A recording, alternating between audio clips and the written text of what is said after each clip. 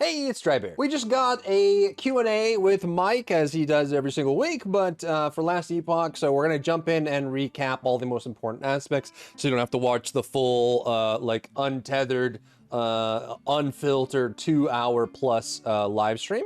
So we'll kind of simplify it down. But also what's great about this is Mike did do a bunch of, like, 2 different Season 3 teasers just showing icons and images, so we'll go over that. And there's also some details on who has killed Uber Aberroth, plus a bunch of Q&A pertinent to Season 3, new content coming, and everything in the game right now. So let's dive in. Starting off with the Uber Aberroth kills done this season based on mastery. So this is the first image that he revealed. This is from at least, like, you know, over the weekend stat-wise, showing that at least every single mastery in the game, all 15 of them for all 5 classes, has recorded an Uber Aberroth completed kill, regardless of difficulty or account settings. So you can see that very obviously Void Knight, Falconer, and Paladin are the highest, with Void Knight being the absolute highest. And there's kind of an interesting conversation around stats like these. Some of it is related to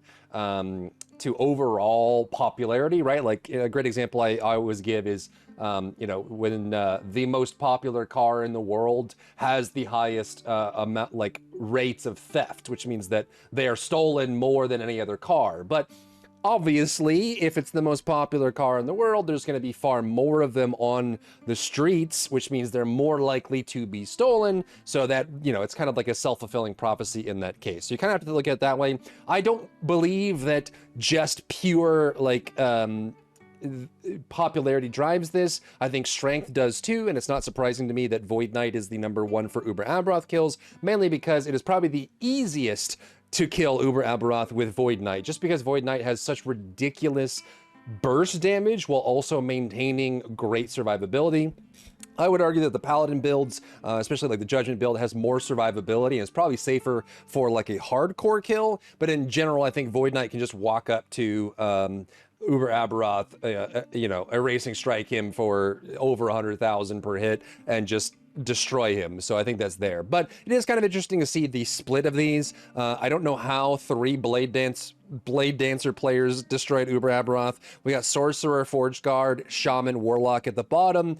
Even really just anything under Beastmaster is kind of like standard deviations below the curve. Marksman still pretty decent, even with Heartseeker coming up, that going down there as well. Then he followed up with a more like detailed list of those people that killed Uber Aberroth in Season 2. Were they Legacy, like the Evergreen server, or were they seasonal? And also, of those, which ones were solo account found or solo character found, which means they're basically crafting or doing their own, like they're not getting any help from anyone or even the markets if they're on the market guild or the merchant guild there. You can see that there are 3 characters that did it with both account found and character found, which is a Void Knight, a Paladin, and a Falconer, so the top 3. And then a lot of the ones at the top there are, you know, like Trade League, that sort of thing, being able to trade between characters and doing things like that. But it is kind of interesting to see where things are based on popularity, character strength, and overall performance. Next, looking forward to Season 3, he did tease these icons here. At least for me, it seems like these are relics,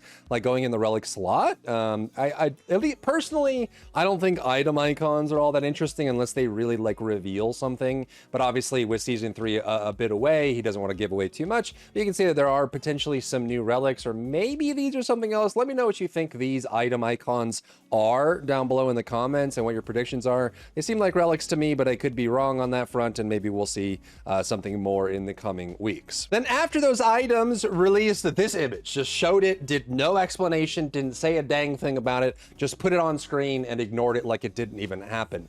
To me, this looks like the Nemesis eggs, and potentially they might be in Season 3 expanding on the Nemesis egg system to have multiple different types that can show up on the Nemesis, and also that will have different effects on the items that you put in the egg, which would be cool. I think that the Nemesis egg system is super cool, especially with the Conquered Tower Echo, where you can do multiple Nemesises, Nemesi in a row, Nemestepsis. They've got that loaded there, and potentially with these having different effects, that could be really cool. My only gripe with the egg system is that it has like kind of like a ceiling on it. Like, you know, it's very, like, you usually will get like 1 LP added, or you'll get a single like legendary stat added, which is great for progressing your build, but it's not going to give you best in slot options. But this image being shown is kind of interesting, to say the least. And again, let me know what you think about this season 3 trailer or teaser down below. Then from the images, just in Q&A and other things like that, he did go into some of the things they're working on for season 3, where season 2 was like, you know, unofficially a rework season for Sentinel, right? Like pretty much all of the Sentinel masteries got overhauled, got, you know, revisited and improved, and that's why we're seeing a lot of like you know, those kind of gains from the Paladin as well as the Void Knight kind of coming online and people trying those. So if season 2 was all about, you know, adding the new skill for Marksman with Heartseeker as well as improving Sentinel, season 3 they said is going to be about improving, reworking, and redoing Acolyte, with a major focus on Necromancer and Lich specifically. It sounds like they're more or less happy with where Warlock is, but they're going to be making some big improvements to Lich and Necromancer and overall Acolyte in season 3, as well as adding a new skill like they did in season 2. So it seems like this is their template for seasons now going forward, and hopefully it doesn't take as long as this season 2 did to come out. But Acolyte getting some major buffs and improvements, as well as a brand new skill for an unnamed class going into the game as well. Let's take a listen. I know Acolyte is getting a revision next patch. Is there a chance that other skills for Mage and Primalist we get a look at as well? Yeah, there's always, I mean, just because we're saying like, hey, we're gonna like focus on Acolyte next patch doesn't mean we won't like touch anything else. Like this season we were focusing on Sentinel for the most part, but the only new skill actually came in for Marksman. So yeah, it's not like a one mastery only, but it is the primary focus is going to be on Acolyte. More specifically, I think Lich and Necromancer than anything else. I think Warlock's, you know, it has a bunch of like threshold nodes, and it's still quite strong, all that sort of stuff. RPG style games in general, of like the Ricky Bobby approach, if you're not first, you're last. I do know that specifically Necromancer and Lich, a little bit more so Lich than Necromancer, but definitely Necromancer and Lich are getting significant attention next season. So I'd be surprised if there wasn't something there. And we do often look to the lower power options for room for buffs, which I think is a good strategy. And I'm also like, with this kind of process for them, I know they're not like the biggest developer team in the world. They're not rocking thousands of developers that are crunching and pushing, but it would be kind of interesting for them to kind of also try to maybe look at adding another class. I feel like 5 is kind of like a holy number for a lot of games like this, but I think there is room for a new class with new masteries, and hopefully, you know, that's something that's on their radar for the future. But it, you know, I think they've kind of got a good mixture there, and it would just be cool to have just, you know, balance changes, improvements, but also new. As they've kind of got a lot of the normal tropes that you'd expect, you know, like the holy heavy armored knight, the rogue thief assassin style character, the, you know, the naturalist, you know, elemental magic or nature magic kind of caster slash, you know, druid style. They've got the spellcaster, the typical mage.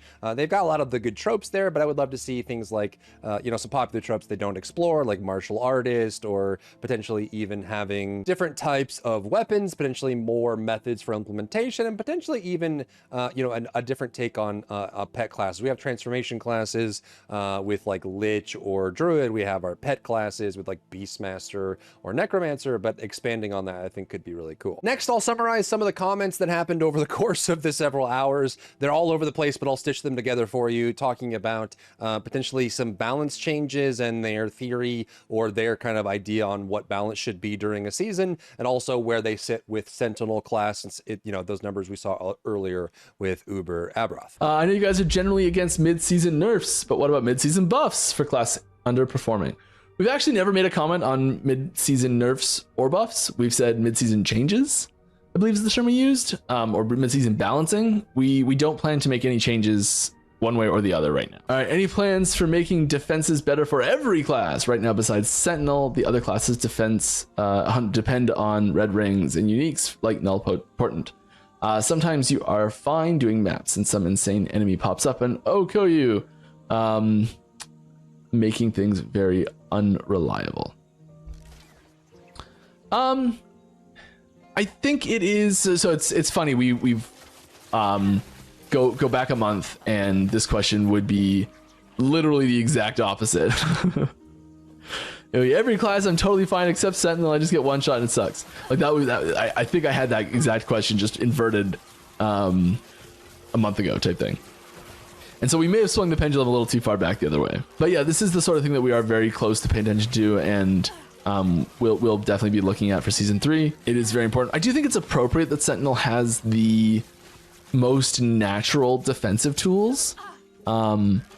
But the total survivability, like the total potential for like max power content should not be so lopsided. Like the numbers we are seeing for who's defeating Uber Aberroth and how high performing Sentinel is in general is it is overperforming for what we'd like. It's great to see it doing well type thing, but you know, it's the sort of thing that we would like to see. But yeah, I think there's definitely room for improvement and balancing on that front. Absolutely. Which I think bodes well. It's kind of like, you know, they solved one problem and now people want more, which just means they're enjoying the game and playing a lot of it. And I definitely agree on multiple fronts, right? I think that last season it was kind of sad to play Sentinel in a lot of ways, and that is completely 180'd, which I guess if you're making a patch that is, you know, one of the core key focus areas is making Sentinel viable, it seems like they've done exactly that considering the performance and value there. But I would agree with the question that was asked, like the asker there, talking about the defenses in the game right now. Because I think, you know, not only is, you know, Sentinel doing very well in the damage output front, but they also have some of the more straightforward and easily accessible survivability aspects. When you're talking about the high level corruption or the super amped up harbingers or Aberroth or Uber Aberroth, defense is a big part of it, because, you know, if you get one shot very easily, or you know, clip a certain area or thing on the ground, it can make a big difference there. And I think that a lot of what's driving, you know, a portion of what's driving, and there's a popularity for those classes, there's the overall power of those classes, and also just accessibility of defense. I think Sentinel probably is in the best spot to do the hardest content in the game, because they naturally scale well with armor, which means they have natural, you know, ways to get damage reduction. So you can't just have effective, you know, like just overall health pool. You need effective health, and there needs to be some kind of damage reduction. And whether that's, you know, frailty, whether that's, you know, indirect damage reduction with blind preventing critical strikes, overall reducing the amount of damage that comes in will prevent those one shots better than just getting pure maximum ward or just pure HP. So relying on endurance or armor or frailty or blind or things like that is very, very important for doing these hard level content. And some classes suffer more when they sacrifice offense to scale into those stats compared to Sentinel, which is a lot more accessible. So it's good to see they're thinking about it. They also just don't seem to be of the mind that they like doing major balance adjustments unless absolutely necessary during a season. Like if it's strong, it's strong, you know, they're just going to let it ride for the season itself. But let me know what you think about the balance of the game right now and their philosophy on it as well. Next, there was kind of an open-ended question, as always is the case, but there was a question around like, how do you keep adding new systems without completely alienating new players? Like that is the age-old like system, like heavy system design style games like ARPGs, where it's like, if you don't have enough depth, then the hardcore players that play a lot get bored and leave. But if you have too much depth or complexity, then it becomes almost impossible, like too much of a barrier of entry for new players to get into the game at all. And so Mike was asked, hey, how do you manage that? Like, how do you balance between adding new systems to the game to make it more interesting and give more build variety and customization options for people that play a lot without completely alienating and isolating new players from playing the game at all? How does the team approach adding new mechanics or systems without overwhelming new players, especially as the game continues to expand? Yeah, I think a lot of this is related to like how they're added in the campaign. I think this is one of the positives about having a campaign system still in the game. As you like start new leagues, start a new season, new mechanics get introduced, and we can start introducing things in the campaign and get people used to terminology and things like that right away. I think that's a big part of it. A lot of it also is just making things intuitive and easy to understand quickly. And it's all about that depth versus complexity. This is, I know, kind of glossing over like a bajillion things here, but this is sort of the that core depth complexity conversation we have all the time about new features. You have a sort of a maximum complexity budget that you can put on players at any given time. And as the game goes on, you can kind of expect advanced players and things you're tossing on in endgame to be a little bit more complex and a little bit easier to just like drop individual features on players like that with decent complexity and have it be okay still, because they're used to the things that already exist, and you get that sort of like shared language and people talk about it and help each other out. And so as time goes on, you can increase the complexity more without as many risks.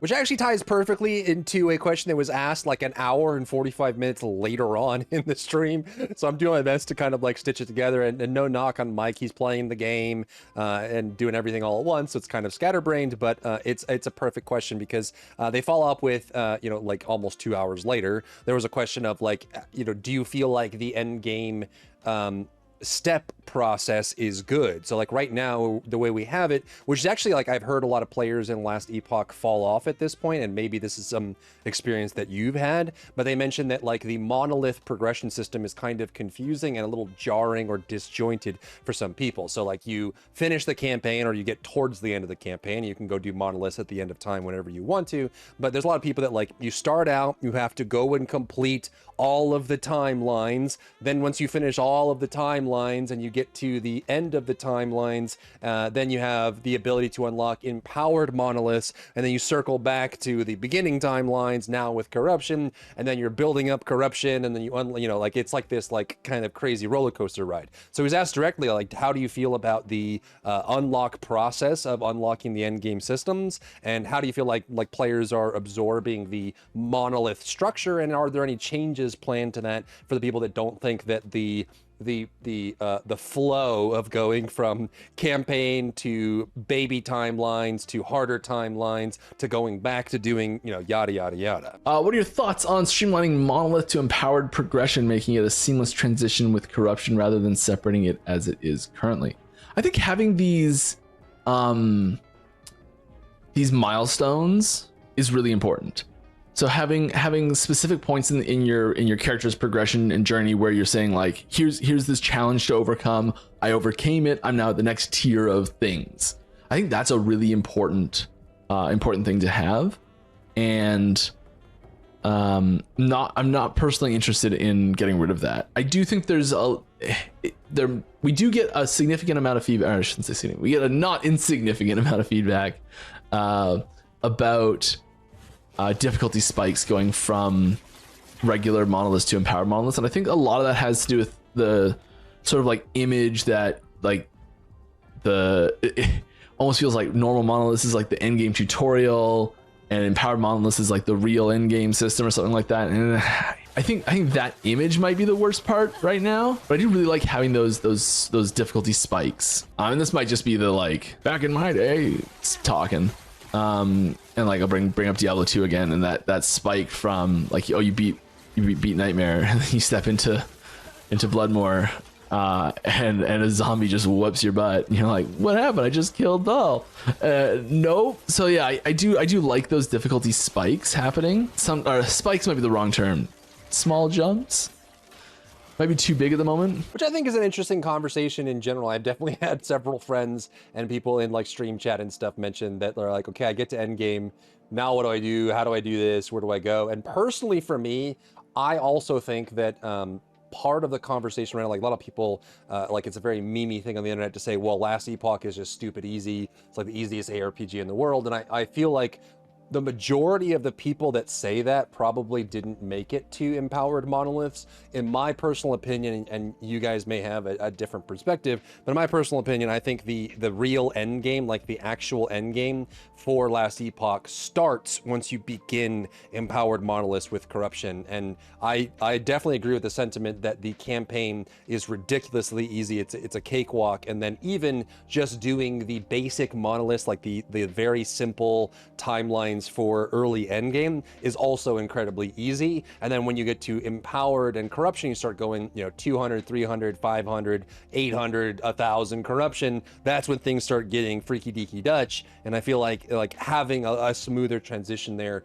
could be useful. Next is a very hot topic that comes up quite a lot, but doesn't really get addressed by the devs, but it was directly asked in this session. So I wanted to highlight it. And it's around the idea of, you know, instances vanishing very quickly when you portal out of an area. And this is something that I think a lot of people notice about last Epoch, is you definitely aren't safe to portal back to town, empty your inventory, store everything, and come back, because while it may save your spot in the zone that you're in many cases, if you take more than a few seconds away, anything on the ground gets deleted and the instance gets reset. And so unlike other ARPGs where you can hop back to town, sell stuff, come back, pick up stuff, go back to town, sell stuff, last Epoch kind of has a gap there. And so it was directly asked, like, hey, can we change this? Can we actually make it so the instance stays active for longer, it doesn't reset so quickly? How come we can't teleport back to a waypoint in the same zone we are currently in?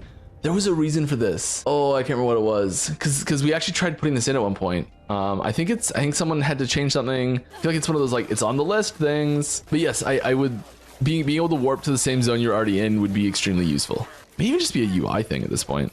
Backend may have fixed it, and UI just may never have updated the ability to try. It's not quite exactly like the teleport thing, but it does sound like there's some technical restrictions there. I think what they're looking for is like, hey, can I be in the same zone and re-teleport just so I can go back to where I started? And it would kind of be like a shortcut kind of thing. But it sounds like there's something going on that is preventing them from being able to do it. And it could also just be the engine they're on with Unity and garbage collection and things like that. Next, there were a ton of feature requests and just like functionality requests that are super cool, and I would love to see some of these come in game. So let's just rapid fire, starting with a great question that was asked. Hey, can we be able to stack some of the Harbinger's Needles, so the unique idol that allows you to greatly speed up your progress through corruption, to add a lot of corruption quickly? One of the best tricks for adding lots of corruption quickly is to use the Harbinger's Needle idol on your Harbinger fight in order to switch between two different timelines, and they'll catch up to each other very quickly, and you'll be able to boost a lot of corruption very fast if you're trying to get to a high corruption value. So there's a question of like,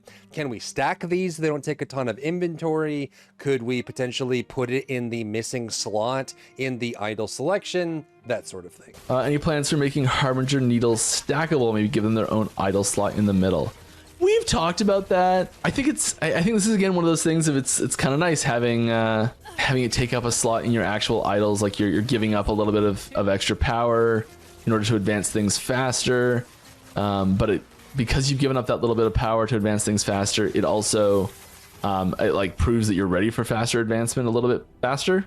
That makes any sense? I do think there's a lot of potential for, so the idle layout grid, the layout, so the idle grid, actually underneath here, there are an extra 5 slots there that do exist. And it's literally just a sticker that's sitting on top of the grid. That's just like, nah, you can't click there.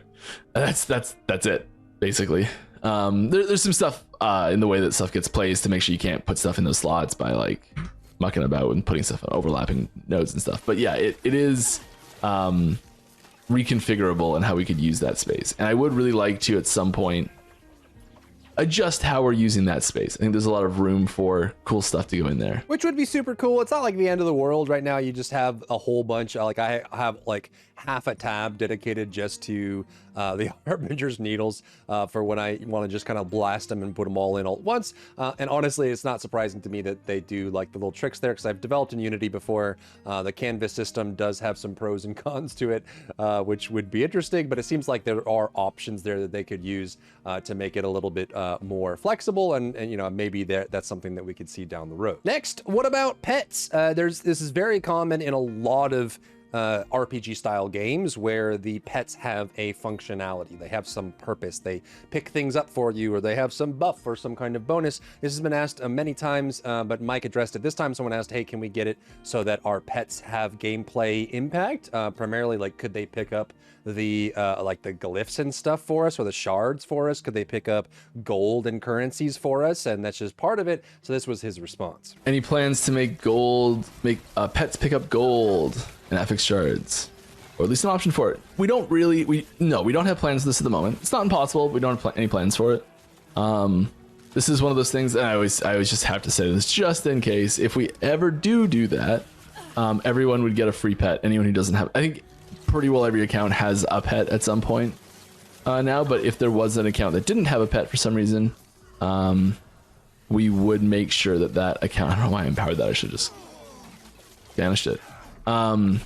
We would hand out a free pet for everyone, just, and they'd be functionally identical. So none of the fancy pets would have new functionality for it. Which is pretty cool that they're thinking ahead on that, and if they do end up doing it, they don't really want to monetize gameplay since they are a premium title that's not free to play. You've already bought in to the game, so it's super cool that they kind of have that perspective of like, if we add gameplay to these microtransaction items, we would just make sure that that every person could have at least one pet so that they don't lose out on that gameplay. So it's not something you have to buy after having bought the game. Next, a pretty fun one. They asked, could we get a price check tool for if you're in the Merchants Guild, for you to be able to identify whether something is good or not, and you can sell it that way. So this was the response on, can we get a price check tool in game? Do you plan to make any changes to the Merchants Guild to make it easier to check prices and so on? Yeah, getting a price check in the price check tool is on the list. It's something we've wanted to add in since day one of the Merchants Guild. It's not a trivial thing to do. One of the big problems about having a price check tool is that if it's off, it can cause it causes problems, and the people that it causes problems for specifically are new players, because if someone has like a price check tool and they price check something and it's like, oh, this is worthless, or this is, you know, just it's not really worth selling type thing, you can quite often have people who just throw away gear that they could make a lot of money off of if the price check tool is not functioning properly, or start listing things way too high if the price check tool is not functioning properly a different way. So it's one of those things that we do want to do it, and I think it has the potential to do more harm than good if it got LP on that, nice, if it has issues.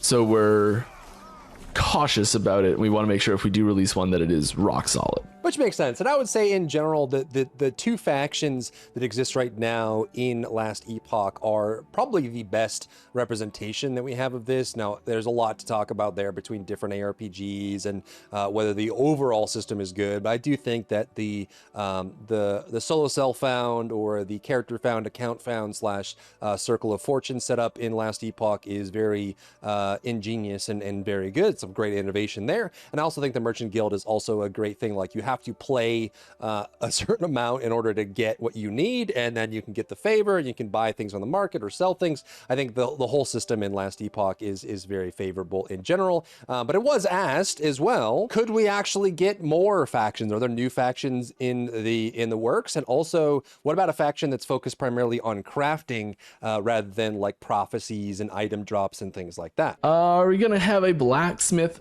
faction in the future? Maybe. We've kind of put a lot of those things into Circle of Fortune already. I think it's unlikely we'd be planning on doing a big change there. I think the factions, if we were going to add a new faction, I think it would probably be focused around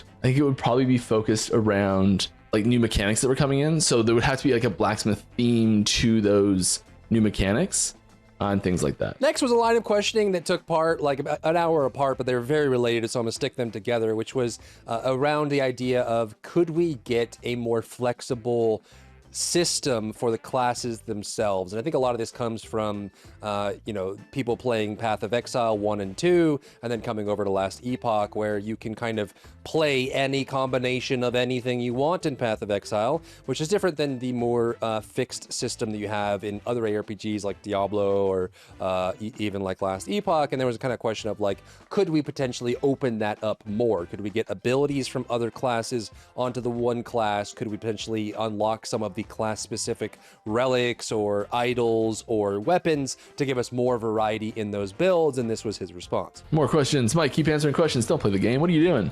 Any ideas to allow inter-class gearing? Do you mean, okay, so yes, we have lots of thoughts on this. I guess the question is, what do you mean? I think usually when something like this pops up, it's specifically about, can other classes than rogues use bows is kind of the main thing that comes in, I think. And yeah, like getting bows onto other classes is, oh my god, yes please type thing. The other thing that comes up, that used to come up a lot with this, was getting specific attributes like strength and dexterity, attunement, intelligence onto different classes that didn't have those attributes in their base class affix pool for their respective like helm, chest, and relic slots. And so that's one of the reasons we added the recent Woven Echo that allows you to convert those in there already. As far as like being able to, there's not a lot of applications left, I think, other than like getting bows onto non-rogue classes. And then there's also other things of like getting abilities from other classes on like getting abilities across classes through items. That's I think probably the more likely place we'd look at something like that. Any thoughts on more options to convert skills to different elements? For example, Infernal Shade to Necrotic. Yeah, I think elemental conversions for abilities is a quite popular mechanic that we do try to we try and put them in. It's something that gets people excited about it. It's something that it does have a fairly high development lift to it. So it's one of the more difficult things to put in time-wise. So like if we were saying like, oh, this ability now can shred armor, that's something that I can do in a minute. But having something that's like a fire conversion for an ability or something like that, or necrotic conversion for an ability, like that includes sound, VFX, the skill design team, balancing, QA. Like there's so many things that get involved with doing that, because there's so many more moving parts that we can't do them quite as much as we'd like to all the time.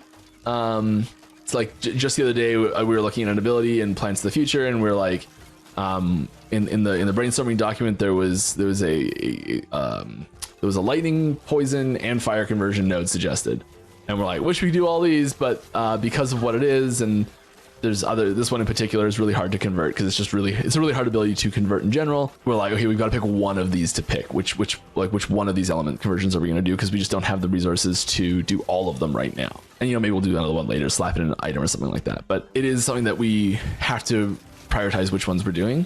And then on top of that, we also don't. We try and be really intentional with which elements we do conversions as well, just because.